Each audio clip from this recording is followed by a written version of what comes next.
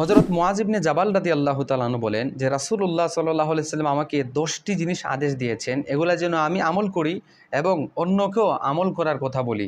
এই 10টি জিনিস এত গুরুত্বপূর্ণ, যদি আমরা আমল করতে পারি আশা করা যায় আমাদের জীবন পরিবর্তন হয়ে যাবে, আখিরাতের পথে চলতে সুবিধা হবে। 1 নম্বর, রাসূল বলেন, হে মুআয ইবনে জাবাল, তুমি আল্লাহ তাআলার সাথে কাউকে শরীক করবে না।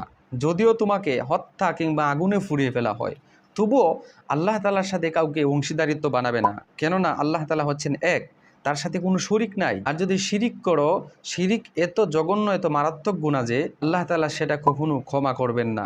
নাম্বার 2, মা বাবার সাথে সৎ আচরণ করবে, কখনো মা বাবার অবাধ্য হবে না। কেননা আল্লাহ তাআলার পরেই মা বাবার স্থান। এই মা বাবাই তোমাকে কষ্ট করে গর্ভে ধারণ করেছে, জন্ম দিয়েছে এবং লালন পালন করেছে।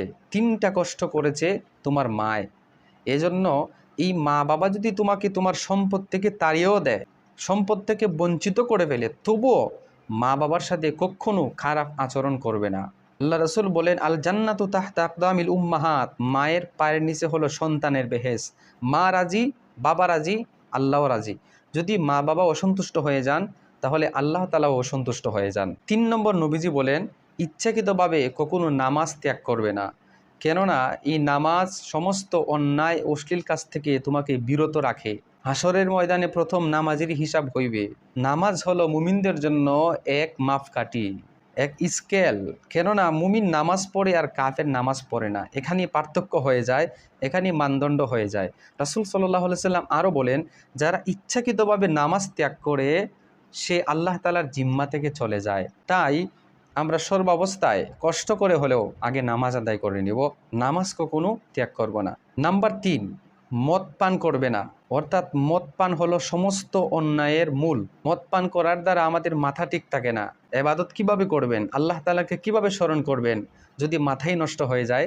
তাই এই মদ হলো সমস্ত অন্যায়ের মূল, তাই মদ পান করা থেকে বেঁচে থাকবে।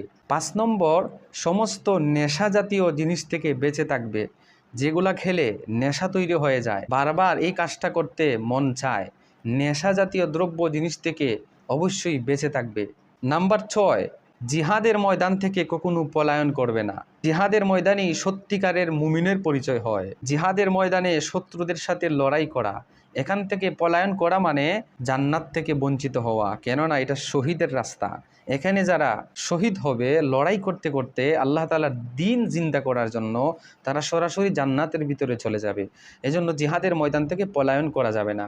7 নম্বর, মহামারী এলাকা থেকে অন্য এলাকায় যাওয়া যাবে না। অর্থাৎ যেই এলাকায় মহামারী চলছে, এই এলাকার ভিতরে আপনি আছেন, এখান থেকে অন্য কোথাও যাওয়া যাবে না। কেননা তোমার মাধ্যমে হতে পারে সেটা ছড়িয়ে যেতে পারে। এজন্য রাসূলুল্লাহ সাল্লাল্লাহু আলাইহি সাল্লাম বলেন, মহামারী এলাকা থেকে পলায়ন করা যাবে না। 8 নম্বর, সন্তানকে সুশিক্ষিত বানানোর জন্য শাসনের লাঠি সরানো যাবে না। অর্থাৎ শাসন করতে হবে। ছেলেটা যদি নামাজ না পড়ে, তাহলে নামাজের আদেশ দেওয়া। ছেলেটা যদি অন্যায় চলে, তাহলে অন্যায় কাজ থেকে বিরত রাখা। এজন্য মাঝে মাঝে শাসন করতে হবে। 9 নম্বর, ফ্যামিলির মাঝে সাধ্য অনুযায়ী খরচ করতে হবে। অর্থাৎ কৃপণতা করা যাবে না। সন্তানের স্ত্রীর সঠিকভাবে ভরণ পোষণ করা এবং তাদের খাবার দাবার যথেষ্ট পরিমাণ ভালোর দিকে নিয়ে যাওয়া, সাধ্য অনুযায়ী ফ্যামিলির মধ্যে খরচ করা।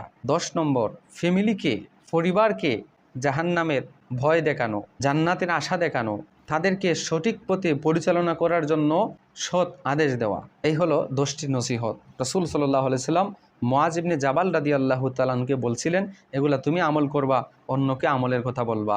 এখন এগুলা যদি আমরা আমল করি, তাহলে আমাদের জীবনও সুন্দর হয়ে যাবে। আল্লাহ তাআলা যেন এই 10টি জিনিস আমাদেরকে আমল করার তৌফিক দান করেন।